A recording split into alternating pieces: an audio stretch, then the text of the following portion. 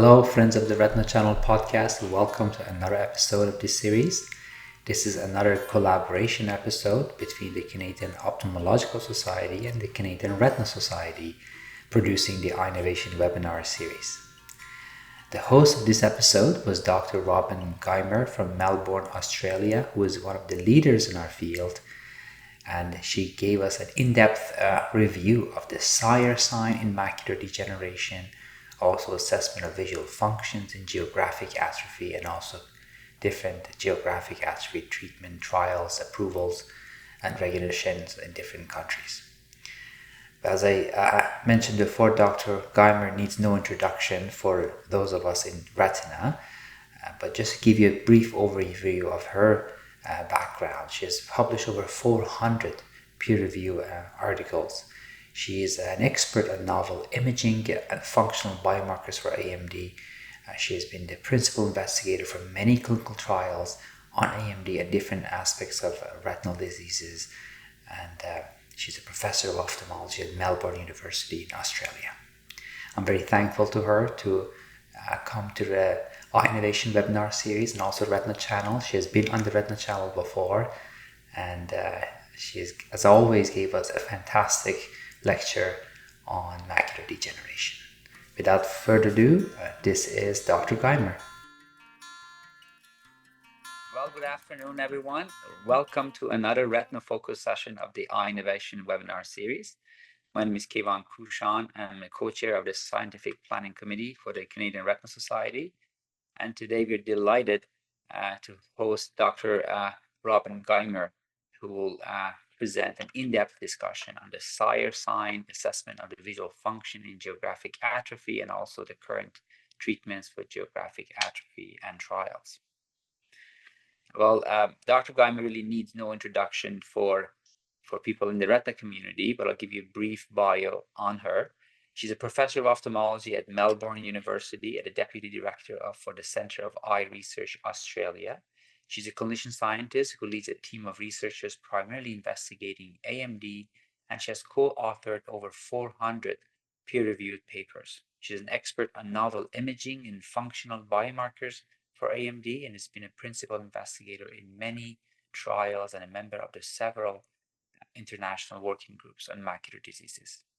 She is an inaugural fellow of the Australian Academy of Health and Medical Sciences, and in June 2018, she was awarded the Member of the Order of Australia for significant service to medicine in the field of ophthalmology, particularly AMD. And also in 2021, she was inducted into the Victorian Honour Roll of Women. So thank you, Dr. Guymer, for the significant time and effort that you put to make this webinar happen, considering our major time zone differences and the recent change in time shifts. And you had to make the last minute flight change to make this happen tonight, which is your tomorrow morning, Friday morning. And I really appreciate it. We all really appreciate it for the significant effort that you put into to be here. I also want to thank our panelists for joining us this evening. Dr. Gilani, Dr. Abu Baker from Toronto Retina Institute, Dr. Kapusta from McGill University. Really appreciate your time and also your presence here means a lot. So our final webinar series will be hosting Dr. Dimopoulos from the University of Ottawa on new advancements and research on inherited retinal diseases. And the timing for that will be determined soon. And this webinar will be available on COS website afterwards and also on the Retina Channel podcast. With all that, the panel goes to Dr. Guymer. Floor is yours now. Terrific. Thanks for the introduction, and I'm very pleased to have been asked, and I'm hopeful that we won't have any glitches with the internet. So I'm going to share my slides now, and we'll get started. And I guess I'll just move a few of these things out of the way. By all means, interrupt during the talk. It's actually in two parts, so perhaps at the end of the first part, we'll have some questions if there's any, and then I'll move on to the second one. So great to be here, and these are my conflicts of interest down the bottom. There's really nothing of importance with regard to the talk I'm going to give you today.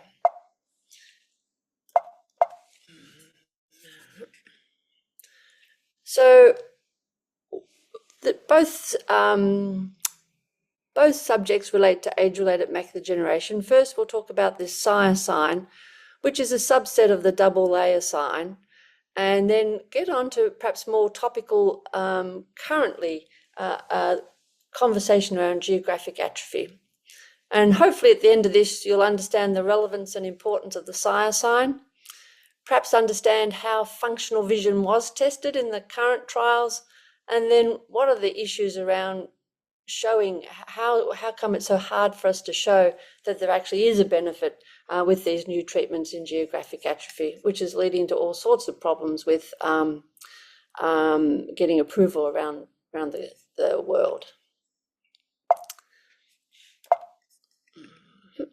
So let's start with this SIRE sign. And I think one of the nice things about this is how to incorporate OCT angiography, which more of us are getting into now, in subjects with intermediate AMD, which might not be something that immediately springs to mind, how you could use OCT angiography in this subset.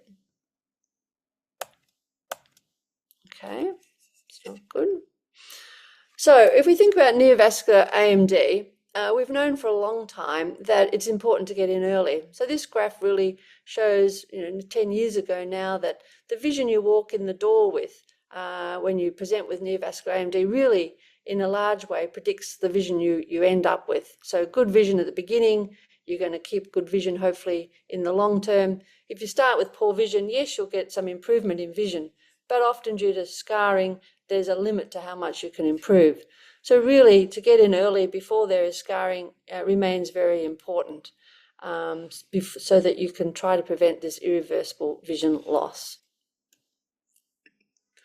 So we haven't really done very much in terms of how to detect people early. We still have the Amsler grid we give people when they take it home. They're supposed to monitor their vision. We know that that's very poorly done and really doesn't detect many neovascular membranes. And we've tried to up the tech with some apps and perhaps some home monitoring, but really we haven't really progressed that far in terms of monitoring people with at risk of neovascular disease.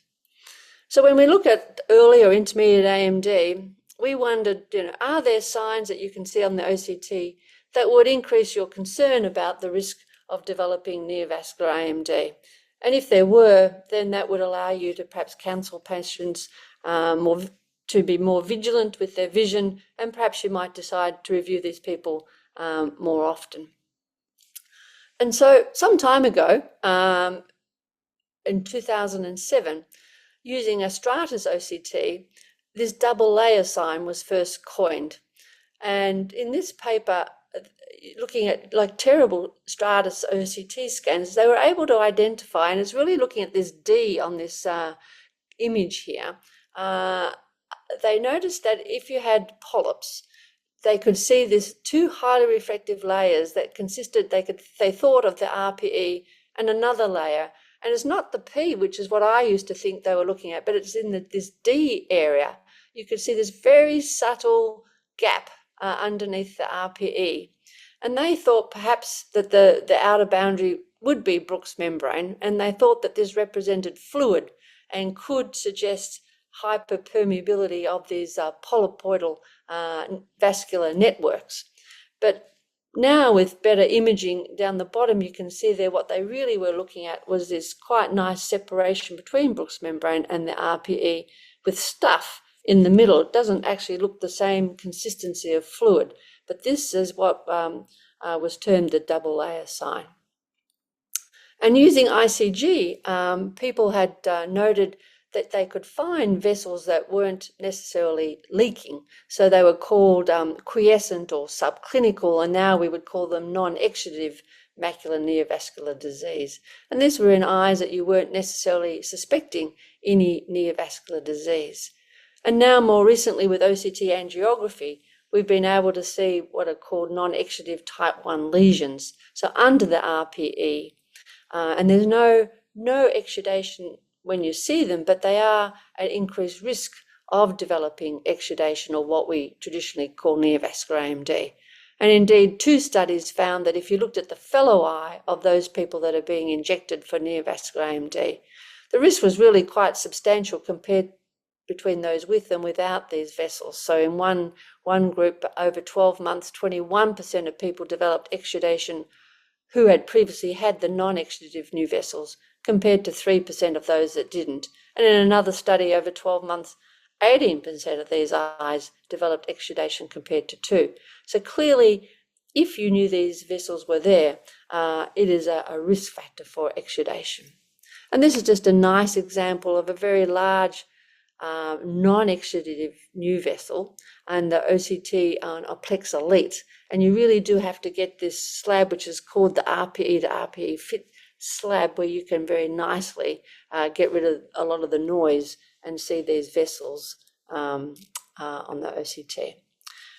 So given that OCTA is not that widely available and we don't tend to do ICG angiography on many people, we wondered, is it possible to see something on a structural OCT that might indicate the presence of these vessels which were at risk? So could we make this OCT double layer sign more specific to help us identify what we're meaning by these non-exudative lesions? And I put here a couple examples of a double layer sign, which is basically a gap between Brooks membrane and the RPE. And so you see that very typically in a pigment epithelial detachment down the bottom there, or in polyps, quite a marked separation of those 2 layers.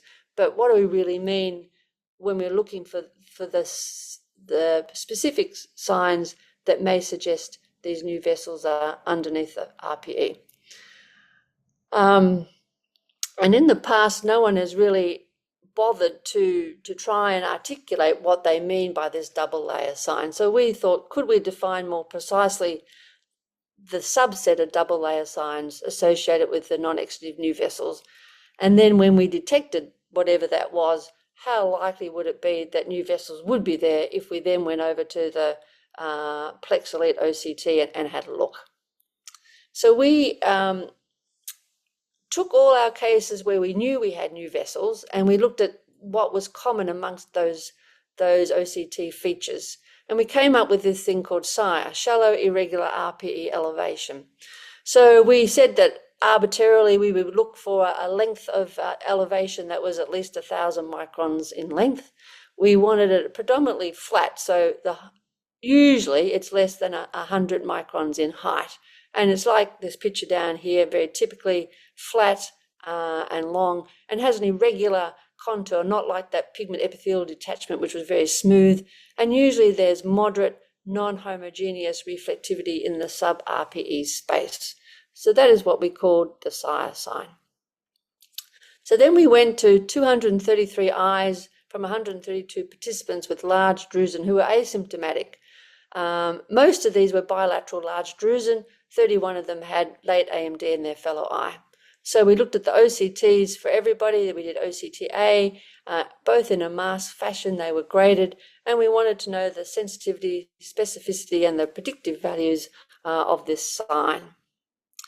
So what we found was, of all those 233 people, 10% of them, or 24 of them, had this SIRE sign when we graded it. And then when we went to the OCT, 6 people had definite non-exudative new vessels. So yes, there were 18 eyes that had what we thought was the SIRE sign that didn't have new vessels that we could detect, at least on OCT angiography. And here are just some of the examples here. So to us, this looks like some drusen, and to surprise, when you go to the OCTA, you see this very nice new vessel complex. And another one here, perhaps a little bit more serous looking elevation, but again, perhaps not expecting to see a new vessel. And here's another one here, again, seemingly typically just drusen, and lo and behold, on the OCTA are some new vessels.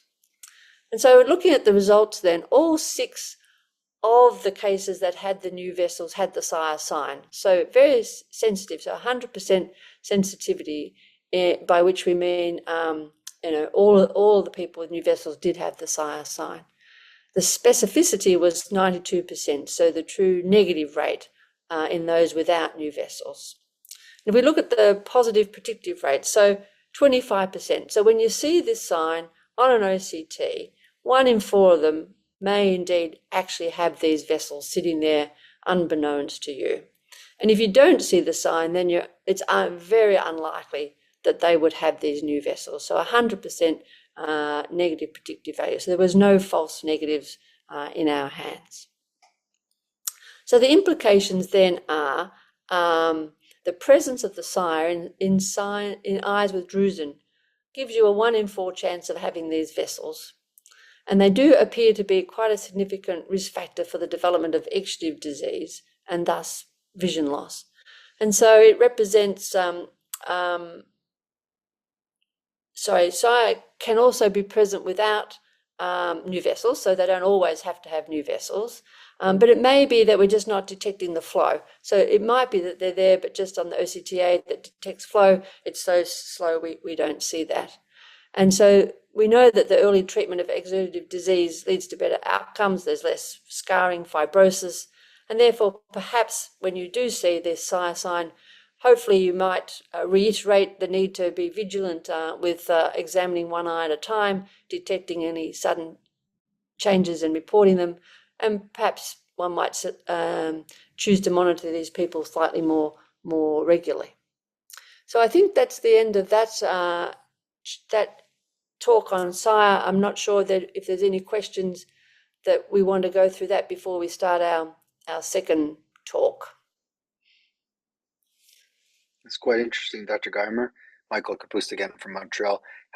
Can you, your sensitivity and specificity I find interesting in this, and the fact that maybe it's undetectable in the 18 eyes that you have the SIRE sign, but no detectable on angioplex growth of vessels. Can you comment on the same exact type of analysis on pigment epithelial detachment? No, I can't. No. I think that would be very interesting but difficult. No. So it's a good point. And pigment epithelial detachments are very difficult, particularly when they get very large and they sometimes get a little bit of subretinal fluid on the top. And people often misdiagnose that as actually active new vessels, where in fact it's probably just degenerative. So I do think there is some value in doing OCTA underneath a pigment epithelial detachment, but we have not done that. Okay, thank you. Dr. I also have a question. Wondering, right now we treat patients who have active fluid in the retina, subretinal, intraretinal fluid. But if someone comes to you with new symptoms, for example, new distortion, and you have a positive SIRE sign and a positive OCT angiography, so you have macular neovascularization with new symptoms but no retinal fluid, would you ever consider treating this person at all or no? It's a good question. So there was a paper where I think it was Jeff High was the first author, where they actually treated non-symptomatic non-exudative new vessels, so slightly different to your scenario, and they found no benefit in reducing, so that every 16 weeks they treated prophylactically these eyes, and it really made no difference apparently to the rate of exudation. So I don't think we would suggest sort of preemptively treating these, and we have to also think that they may well be protecting from atrophy. So those early lesions I showed you were quite huge and had been present for many years in patients without any symptoms. And so I think finding them in an asymptomatic patient, I don't think should suggest that you treat. And so now you give me a scenario where maybe there is some symptoms. I don't know how often that would happen without any fluid, that a patient had symptoms as a result of that vessel. So I think I would just monitor them perhaps more closely in the short term and wonder whether their symptoms were perhaps related to something else. I do think the more you look next to atrophy, if you find an eye with atrophy, and then even if you've treated like a type 1 lesion, there are often no atrophy where you can see these vessels, and then there's atrophy where they aren't. And so I think in an ideal situation, this is a terrific end result, is to have these vessels that are there, presumably helping supply oxygen and nutrients to the retina reducing the risk of atrophy, but they do just give you that increased risk of exudation. So I don't think I would advocate for jumping in too quickly and treating there. Thank you. Dr. Guymer, I'm interested in the 18 eyes that didn't have the neovascular complexes. Do you have any information or hypotheses as to what is causing that SIRE sign? I mean, I know in the 6 we sort of hypothesize or think that that's the type 1 complex. Do you have any information about the natural history of the OCTA negative SIRE signs and what that sort of... It's a good question. So I suppose we are aware of sort of basal laminar deposits, that sort of a thick layer, and you actually see this sign. I don't know if you're aware of this thing called EMAP, so extensive macular atrophy and reticular pseudodrusen. It's a fastly growing version of geographic atrophy, and in them there is this very subtle elevation thought to be due to just very thick basal laminar deposits. So it may be something like that we're detecting. Perhaps with the high resolution OCT, we might get a little bit better at better classifying what truly is the SIRE sign. I know Christine Curcio has done some histology on this person with the SIRE sign and does find vessels there. So I think in most cases that space is taken up with the vessel complex. I suspect that they're probably those 18 are made up of people who just had confluent drusen that didn't happen to be very elevated, and there may well have been some that we just didn't detect. I did not follow those people further, so I can't give you the answer what happened to those 18 people. Thank you. All right, well, I think let's move on then to the second part of my talk, which is on geographic atrophy. So let's see how we go with that. So if we just take a step back and we look at when we got our first treatments for neovascular AMD, the outcome measure that was looked at as the endpoint was improvement in vision. And so without any trouble, we were able to show massive changes with treatment compared to sham. And so it was easily approved. Different story altogether when we come to geographic atrophy. So let's look at what could have been the endpoint to approve treatments in geographic atrophy. So when we look at geographic atrophy and we're looking at cell death, oftentimes the vision remains normal. So here's a very lovely example, which hopefully we would agree is increasing in areas that are not seeing over time, but indeed the vision remains 20/20 throughout because you can see the fovea is spared. And so in this, the challenge is that we cannot use the typical visual acuity outcomes that have traditionally been used in all those wet AMD trials when we get to geographic atrophy. So we really have to go back to work done 30 years ago by Janet Sannes that was considered by the FDA when they were thinking about the endpoints of the trials that were underway in geographic atrophy. And she showed many years ago with very rudimentary equipment that regions that have geographic atrophy did correspond to areas with deep visual sensitivity losses, as we would expect, and that absolute scotomas on this perimetry fell within or at the border of atrophic regions. And it was really because of that correlation that the FDA sort of agreed that then it would be reasonable to have trials using a structural endpoint reflecting GA growth rate. So they were happy not to have a functional endpoint, but because of work like Janet's, which showed the correlation with poor function with geographic atrophy, they were prepared to accept the growth of the atrophy. And so we've now seen many trials that use the rate of growth as their endpoint.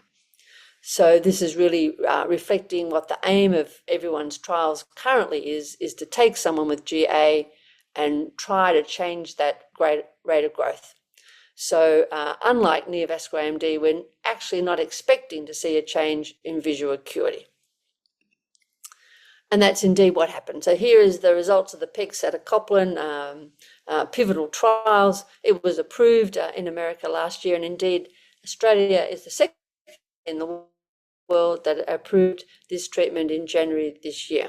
So this is the graph showing treatment every month or every other month in the blue and the orange, and the sham arm is in the grey. And so what they showed was the slowing of the slope of growth of the GA lesions as measured on autofluorescence. So it doesn't stop the growth, it just slows it down, and I'll be the first to admit that this is quite a modest benefit, but was a significantly different rate compared to the sham. And indeed, as expected, they showed no change in vision over 24 months despite slowing down the growth. And unfortunately also did not show any difference on the other functional tests that they were doing. So maximum reading speed and this functional reading independent index, and on microperimetry, when they looked at the mean sensitivity change, they did not see any difference. So this is looking at in the OAKS, which is the only one that had the microperimetry, and up the top there is showing you what microperimetry is. It's for those that perhaps aren't familiar with it, it's like a field test for glaucoma but shrunk into the macula, and it's put on the central macula. Everyone gets the same grid, and you just take the average or the mean of all those points. And so you can see that many of those points are irrelevant to where the atrophic lesion could be.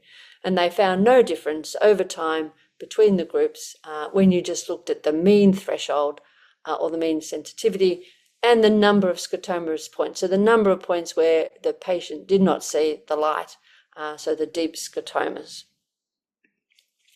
And so as a result of that, the European Union Medicines Agency twice now has said, no, Syfovre cannot be used in Europe, although they do agree that it slowed the growth of the atrophy. They did not consider that it led to clinically meaningful benefits to patients. And they noted that benefits of the treatment should have an impact on the patient's everyday functioning. And they did not think that the magnitude of the Syfovre or pegcetacoplan effectiveness outweighed any potential risks.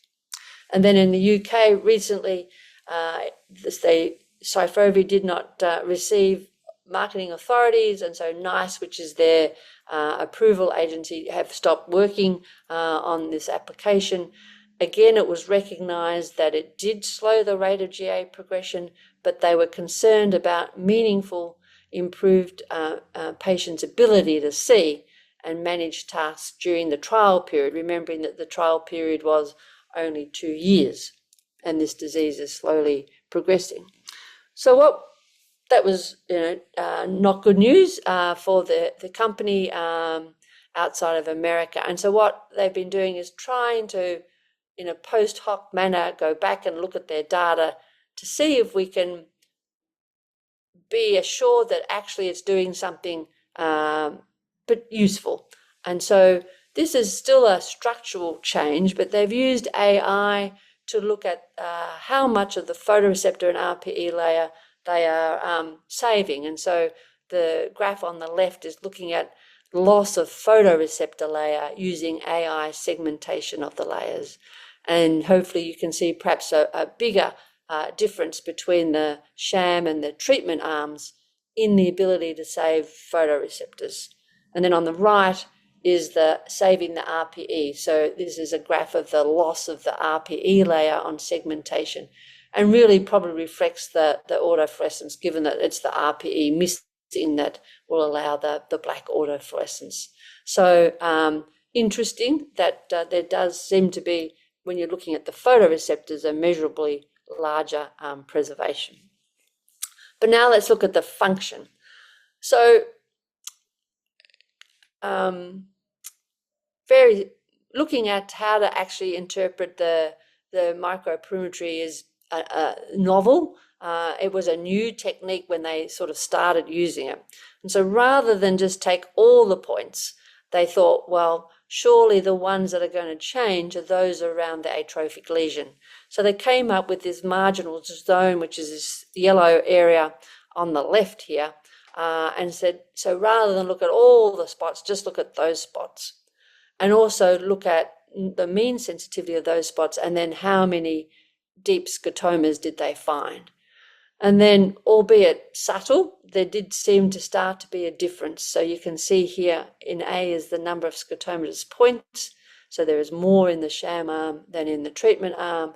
And then looking at the mean sensitivity loss, there seems to be more in the sham than the treatment groups. So starting to perhaps be able to add credence to the concept that reducing the rate of growth of the lesion does actually end up with saving visual function. And then what they did was look at the critical areas, which is the central part of the fovea or macular area. So they looked in these little boxes, that the central 4 points and then the central 16 points, and they looked for how many of those points became absolute scotomas. And the graphs are showing you that A is the central 4 and B is the central 16, looking at saving the time it took to lose the 4 or the 16. And again, subtle, but there is a difference between the time taken to lose those points. And so pegcetacoplan conferred a 34 monthly or 36 every other month %, or a 34 and a 38% reduction in the risk of conversion to all 4 or all 16 points becoming absolute scotomas. And we know that when you do have those absolute scotomas, you do lose vision. So if we look down at the bottom table, those people that did lose all 4 points had lost 11 letters, versus if you hadn't lost 4, you lost 4.9 letters. And if you lost 16, you lost 12 letters, versus not losing the 16, you lost 6. So I think we can now connect losing central vision with the number of scotomatous points. And so we're starting to hopefully build up some evidence that there will be an impact on a patient's life on the number of scotomatous points that are present, particularly in the dead center. And so we've been looking at, well, can we do a better job with this perimetry? Is there a different way to actually try to address and help companies when they're doing their studies to try and work out, are we really saving vision or visual function? And so usually when you do perimetry, you do this thing called threshold strategy, which is where you want to know precisely what level of decibels do they see. Is it 24? Is it 26? Is it 25? And so it takes a very long time to do that, particularly in these elderly patients with potentially difficulty in keeping fixation. So you can only do about 37 points if you want to limit your test to about 6 minutes. So hence it's quite a scattered, not a very concentrated grid that you use on this patient. And so when you do this using natural history studies like the Chromie and Spectri studies, there is really only moderate correlation between mean sensitivity on this threshold-based perimetry and GA area, and only a weak correlation between and the GA growth. So really not a very good strategy. And so we thought, well, what's really important is how many deep sensitivity scotomas are there. And so we came up with this approach called defect mapping. And so rather than care whether they see 24, 25, 26 or 16, you can have much more and more intensely, because you don't have to spend time at each point. And so we wanted to look at how useful this technique might be.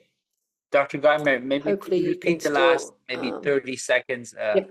We lost the audio a little bit. Yep. Yes, sorry, I can see it was unstable. So let's go backwards. I want to go backwards. Let me go backwards. Okay, so just to go over that again, which is probably important.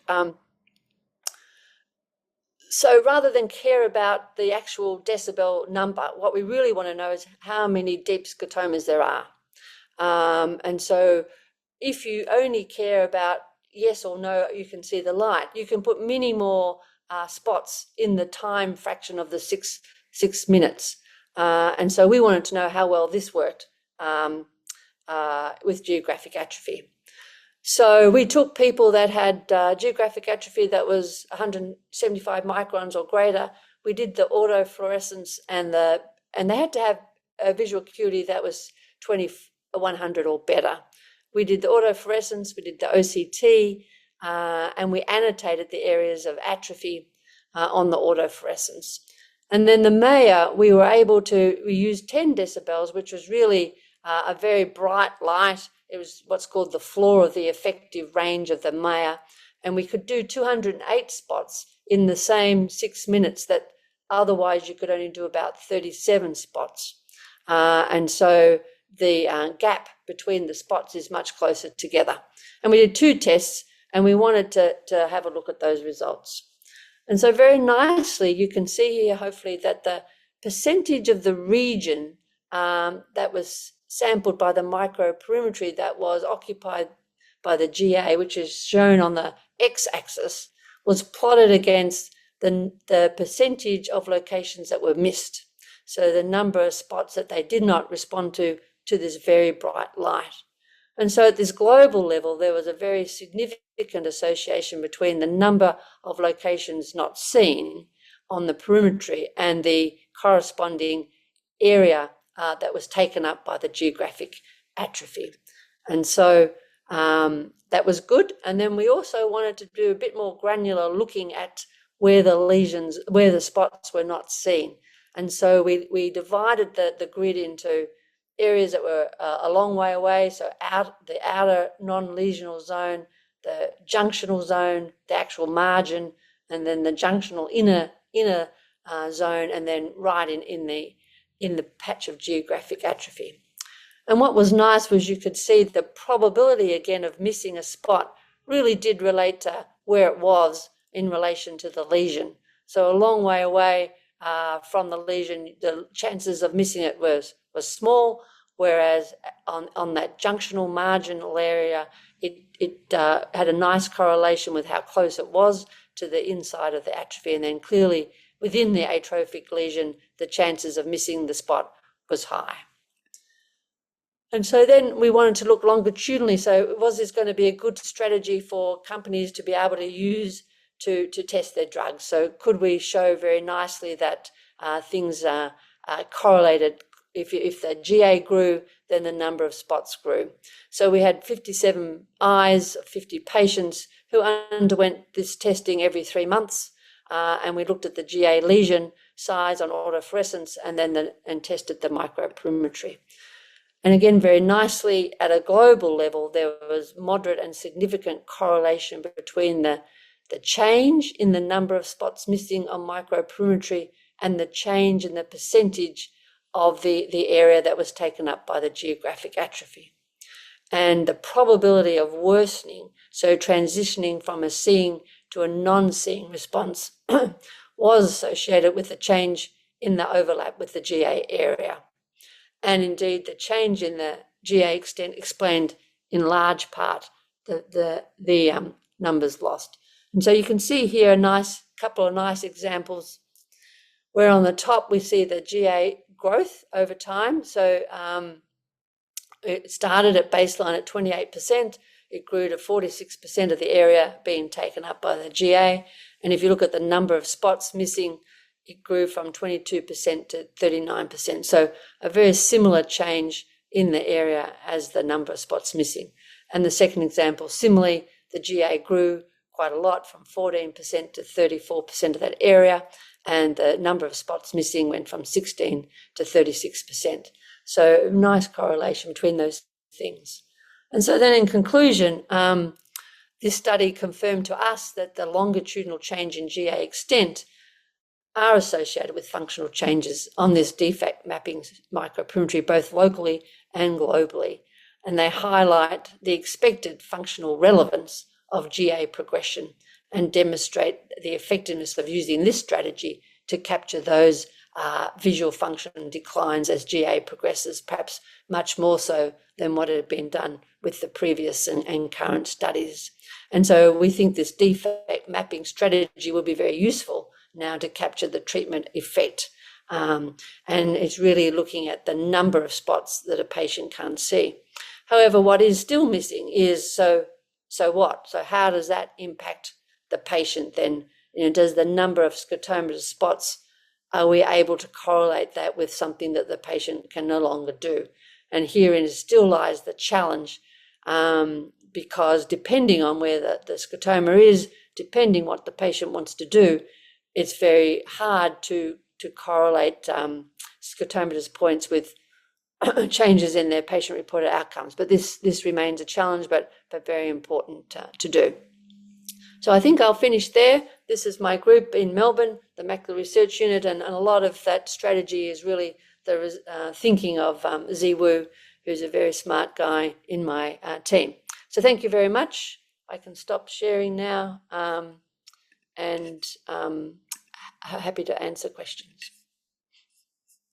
Thank you, Dr. Guymer. It was wonderful. So just want to summarize my understanding of your work is that you're looking at a different outcome measure for perimetry, for microperimetry. Instead of looking at the thresholds and sensitivity loss, you're looking at 0-1 measure. You're seeing it or not seeing it. And then you show change. Is that how Australia got approval for Syfovre, or is that a way? No, so this strategy hasn't been used in any trial as yet, although there's a lot of interest. We've published it, and there's a lot of interest from people looking to start their trials now. No, Australia, interestingly, actually is in the same group as Canada and Switzerland in their submission. So we were most surprised when we said yes and you said no. I think it was really educating the authority. And I think that's the problem with Europe, is that it's, they have one member from each country that's represented in the union, and they have a vote. And the first round of questions that came back from the Australian regulators was terrible. They really did not understand GA at all. But we had an opportunity to rebut their questions, and I think they actually got it. And I think the Europeans don't understand this concept of a surrogate endpoint. So the FDA clearly understood that dead cells is not a good idea and relates to function. Whereas it seems like in Europe, you have to actually keep showing that if you have something that doesn't work, then you don't see. And unfortunately, because GA is a slowly progressing disease, in 2 years, it's going to be very difficult to show a clinically functional difference. So companies may have to just decide to go longer. And definitely we're seeing with the pegcetacoplan, as they do their long-term extension, that those graphs are even further separating. So I think it's just it's the absence of evidence isn't evidence of absence of an effect. It's just that they had the wrong test and they went too short. But you have to understand, hopefully, that there's this strong correlation between function and structure. So let us just show you structure, because to do this functional testing you can't really expect that to be done, clinically, and in the trials, it does create extra testing. But no, Australia made up that decision based on the data that they saw. But hopefully going forward, trials, we're very keen to get this strategy implemented in trials going forward. Very good.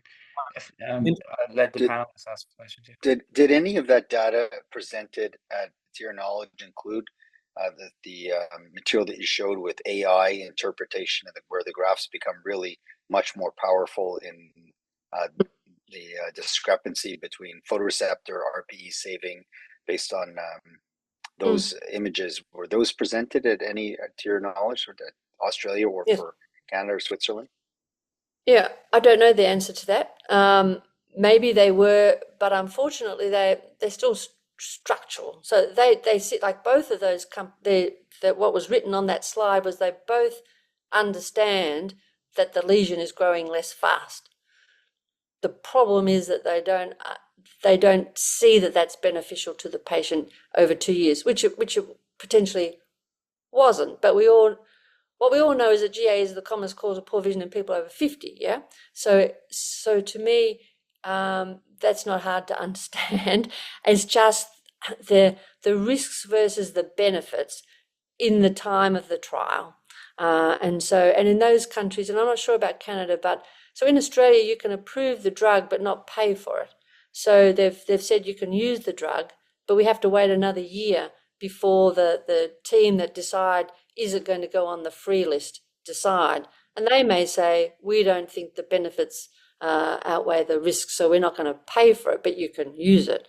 But in Europe and in the UK, the minute you approve something, they have to pay for it. And so there's another whole argument about the cost effectiveness that went into their decision, which didn't have to go into America's or ours. And I don't know about Canada. You're like yours. That makes far more sense. Is there not an analogy, though, to be presented? And I've heard this and discussed this at other symposia, that there's a parallel to glaucoma in that you're saving cells, you're saving long-term preservation of field in glaucoma, and of course central vision in AMD and geographic atrophy. It seems that message never got presented, and could you maybe speak to that? Yeah, and indeed intraocular pressure is the surrogate for field loss. So in a trial you don't do the field, you do the intraocular pressure. And so for a long time, despite not much data, the surrogate has stood. But it's the same in Alzheimer's disease. If you start too late, it's too late, and everything fails. If you want to start early, how do you prove an improvement in memory when memory is actually not too bad when you want to start? Yeah, so it's hard to understand why they can't see that saving cells now has to be beneficial down the track. And so the problem still remains how to actually show that having a few less spots that don't see actually impacts a patient. And you can imagine if we're going to do patient-reported outcomes, it's going to depend so much on the patient. If the patient doesn't read much, then maybe they're not going to be impacted so much. Whereas if they want to drive around Canada for their retirement and suddenly can't drive, that'll impact that person. So it's very patient-specific, these outcomes. So we just have to work a bit harder, or work harder on educating the authorities. Yeah, I have a patient who's on Syfovre through a special access program through Health Canada. My patient was highly motivated, and so I had to sort of advocate on their behalf. And I got a call from one of the regulators, and it's interesting because my experience sort of mirrors yours, that the focus of the call was visual acuity, despite the fact that we were trying to talk about other structural and functional outcomes. So I definitely resonate, and I think the work you're doing with that is going to help both educate us and regulators. So thank you for that. My follow-on to that, you've already answered that question really, but my second question to you was, I'd love to hear your thoughts about sort of future directions for clinical trials looking at GA. What are your thoughts on things like multiple primary endpoints, things like hypertransmission defects and ellipsoid zone integrity, sort of integrating into future GA trials? Yeah, and maybe your question might be, could we start earlier? So if we're going to start earlier, could we use some of these other novel outcomes? So I think if you start with GA, you don't really have to measure ellipsoid zone loss, because that really is just a surrogate for photoreceptor loss. And really what we want is RPE loss, which is either the hypertransmission or the FAF atrophy. So if we go a little earlier, because of course we would all like to start earlier before people get big patches of GA, and then it comes into question, well, what are you going to measure? And so we've been advocating for a long time for what's called an incident endpoint. So could you not start with drusen and get to a point where you have the beginnings of atrophy? And we have coined this thing called nascent geographic atrophy, which we think is a very good incident endpoint. So you have people with drusen, pigment change, and then they get what's the first signs of atrophy, which is this subsidence of the outer retina.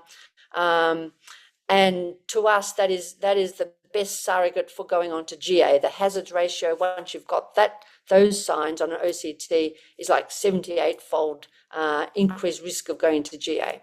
Something like CIRORA, which maybe you might be more familiar with, which is what the CAM group came up with, complete RP and outer retinal atrophy, also would be a good incident endpoint. So you start without that, and then you get to that. The problem is the FDA does not like incident endpoints. They want to see a slope. So then you have to measure a slope of something, and that is where the EZ or the hypertransmission comes into play.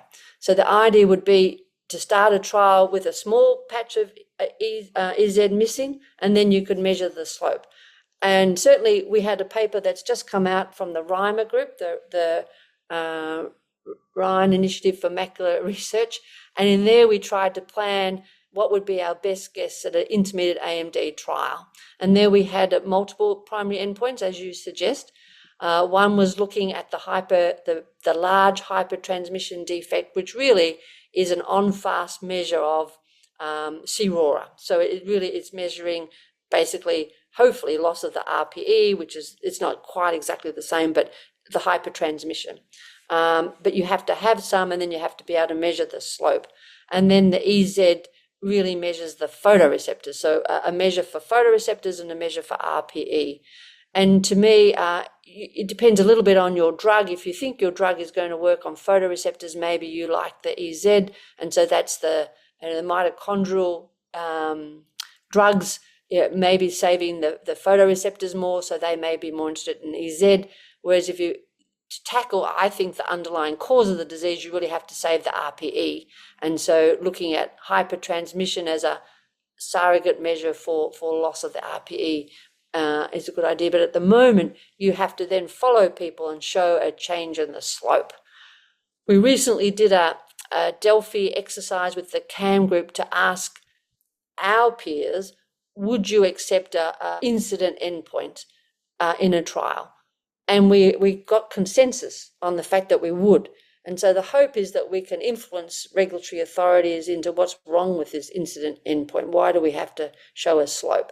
Because the trials remain too long if you want to start with drusen and pigment, and you have to then get an endpoint, and then you have to show the change in the slope.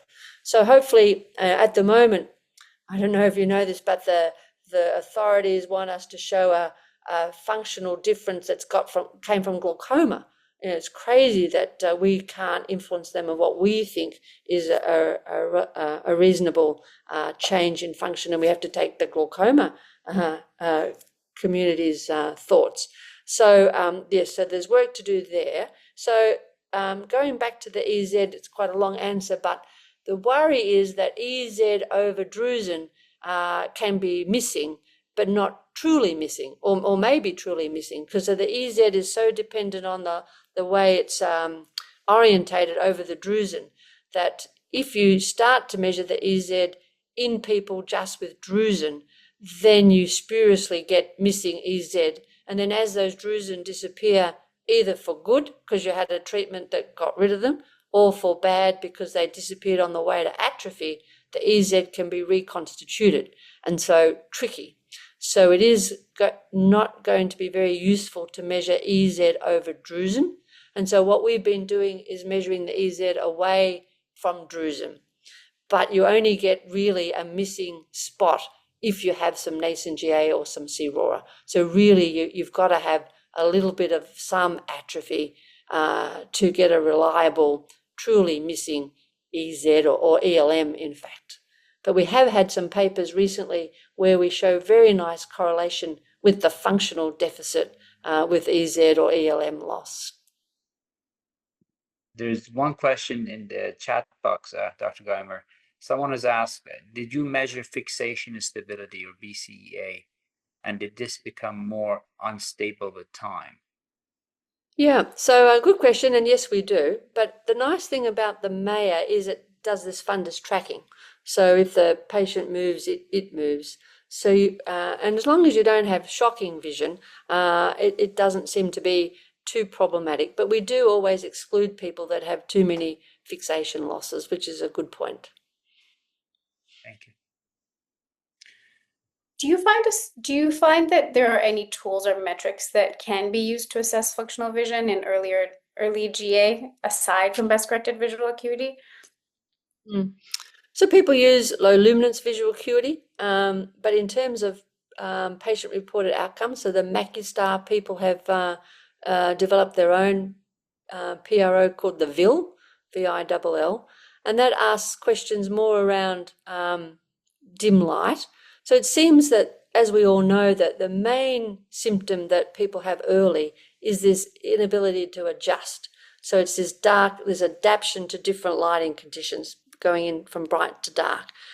And the best way to measure that is on the dark atometer. The problem is there's not really a good machine that does that, and it's very hard to do. People don't like doing it. Patients don't like doing it. Researchers don't like doing it. So that is probably the best way to pick up a functional deficit. But to get a questionnaire that captures that, I don't know about you, but people always say they give up driving at night because they don't like driving at night. They have trouble going down into tunnels, trouble when they're outside putting their clothes on the line, and they come inside, they can't see. In a dark cupboard, they can't see. So it's how do we actually capture that as best we can, I think. And the VIL was an attempt to do that. I think the VIL is a good attempt, but possibly there could be better ways of doing that. And we'll just have to wait and see how well that correlates with, I guess, change over time, which the MacuStar people will be looking at. And we've started to use that in some of our work as well. Other than that, it's the NEI VFQ is used, and it does have some utility, but capturing subtle changes is tricky. I know the MacuStar people have set up like walking mazes where they do it in bright light and then I think in dim light to try and also capture perhaps the time it takes. But that is very difficult to do in multi-centered trials. So it is going to be difficult for us to do that. And do you find that as patients develop geographic atrophy that there is a shift in their PRLs? And how does that show up? Like, how do you follow that over using microperimetry and over time? Yeah. So I don't suppose we've done too much work on actually looking at the shift. The only thing to say is, again, that perimeter, it does do that fundus tracking. So if it does shift, you test it, you're testing the same spot.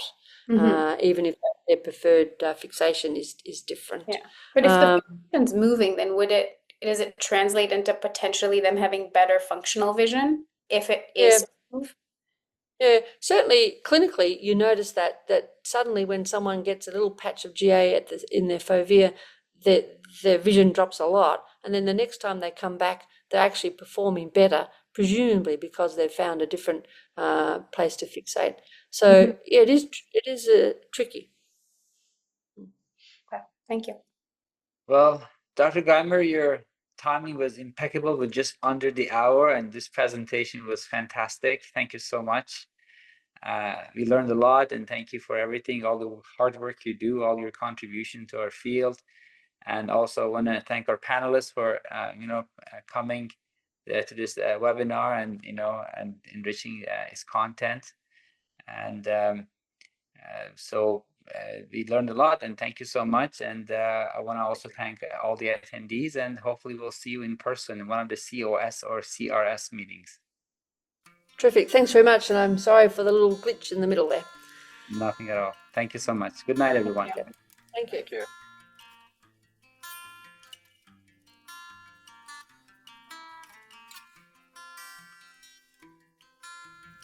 All right, folks, this wraps up episode 88 of the Retina Channel podcast, which was a collaboration with the COS EyeNovation webinar series. I want to thank our host, Dr. Robyn Guymer, again for kindly coming to the EyeNovation webinar and also Retina Channel podcast, giving us a fantastic lecture on the SIRE sign and different aspects of macular degeneration. As always, I welcome your comments, ideas for show improvement, and our articles to talk about.